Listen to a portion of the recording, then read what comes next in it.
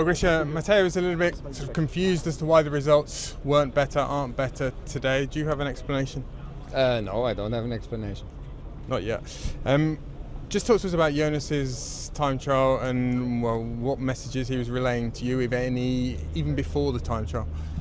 Yeah, before the time trial, everything was good, so there were no problems in the time trial. He's not able to talk to me; I'm only able to talk to him. So, but yeah, we already heard after a few K that he was 8 seconds up on Remco, or down on Remco, sorry, and yeah, he just lost time over the whole TT. So yeah, I haven't spoken to him yet, but of course we hope for more. The fact that Edo Affini did such a good time trial suggests there was no sort of team-wide strategy that you got wrong today. No, I think in a TT like this you can't really get a strategy right or wrong. It's pushing from start to finish and doing the technical passage as well. And I think that was not the problem, but I guess that Jonas didn't have enough power today. And obviously the deficit to Pogacar is pretty big on general classification now. What does that change in terms of the next few days? Do you have to become even more aggressive? Yeah, change nothing in our approach. We'll just go ahead. But yeah, we are now 120 down, I guess, on today, and yeah, somewhere we have to find that time if Jonas wants to win the Tour.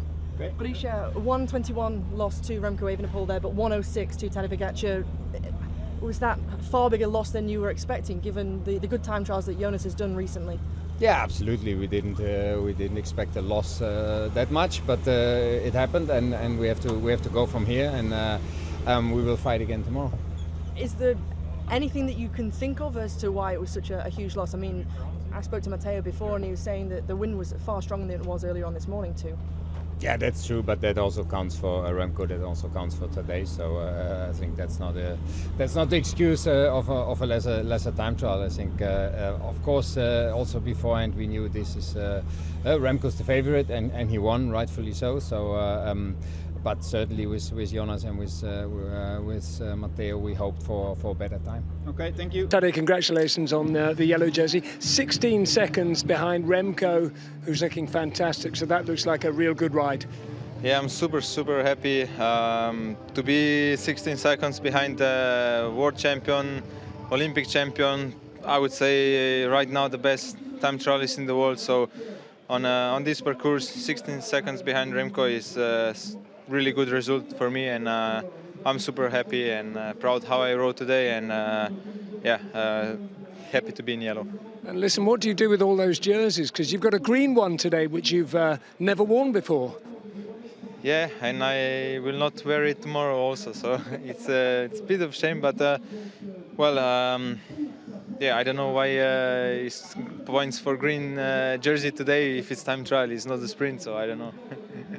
And listen, you picked up the yellow jersey in stage 4 last year, so you're one stage late now, and the plan is to keep that race lead to Paris, I guess.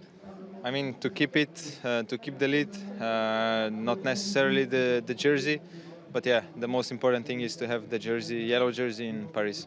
How do you see the gap down to Jonas now? Yeah, I'm really happy that I made the gap. I take some time on Jonas, but yeah, I was I was a bit surprised that he lost that much time on today's time trial, but for sure he will try to gain back either tomorrow or the next days already. Well, Matteo, 11th on the stage, 119 behind Remco, I believe. Well, your verdict on the stage? I did my best effort, and we'll have to assess what exactly happened, but yeah, I think looking at the numbers and seeing from my own personal feeling, I gave yeah, everything I had today, and I think I paced it well, and technically I felt good in all the corners. I don't think I gave up anything there, so the time loss must just be an aerodynamics and power issue, but we'll have to see exactly in the analysis. Aerodynamics and power issue. Did you try anything different today in the setup? Nothing. Nope. It was the setup I've been training on for the whole year. And when you were getting those time checks, were you slightly surprised that you weren't closer to Remco? I never get time checks in TTs. They don't do much for me. I'm doing my best anyway, so I'm looking at the results now afterwards. I feel like it was not not what I expected and not what I was hoping for, but have to accept it. And just last thing, well, you mentioned the setup, and what about the feeling on the bike? You said obviously you tried your best, but how did the legs feel? Good. Yeah, I was pushing really good, and I can't say I felt very fast. Speed wasn't really there, but the numbers felt good. Yeah, I think I can be positive about that. Matteo, it looked as though the wind had picked up as the day had gone on. How much did that change from your recon earlier on this morning out there on the course? Yeah, it was windier than the recon. The recon was at 10 a.m., so it was a long time ago. Definitely felt a bit more blustery, and I was getting kind of pushed around, but it was the same for all of us, all the GC guys at the end, so definitely no excuses at all there. Overall, were you expecting a little bit more from yourself, or are you actually quite satisfied with your performance and the way you've ridden today? Definitely expecting more. Yeah, I mean, I have to be satisfied with the effort I gave, because I gave my best, and was definitely all I could do today. Last question. With the result of today, do you expect to have more work on the days incoming to help Jonas? Yeah, that's the plan since the beginning of the tour, so that hasn't changed at all. Okay, thank you. Florian, 25 seconds behind Affini, you must be delighted with that. Yeah, I mean, after the first days, mentally I was a bit struggling. So it gave me some confidence today with quite a good TT, and I'm super happy.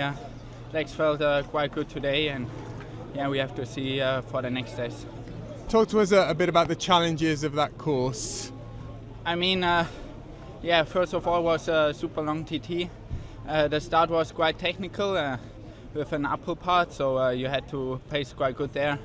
But still, I think I went a bit too deep at the start, and then I was just fighting the last kilometers. And I was happy when it was downhill to the finish, and I could recover a bit there. Florian, obviously a challenging start so far in the tour. Was this the best day you've had so far? Yeah, I would say the legs felt today the best, and I hope they stay like this. But tomorrow will be another hard day, so we'll see there. Will there be any change in the hierarchy in Red Bull if you beat Primož today? No worries. I mean, the plan was to go full today, but anyways, Primož stays the leader. He showed good performances. Also, yesterday I was struggling, and I think I can support him as good as possible. Then also later on in the second and third week. Thanks, guys. Florian,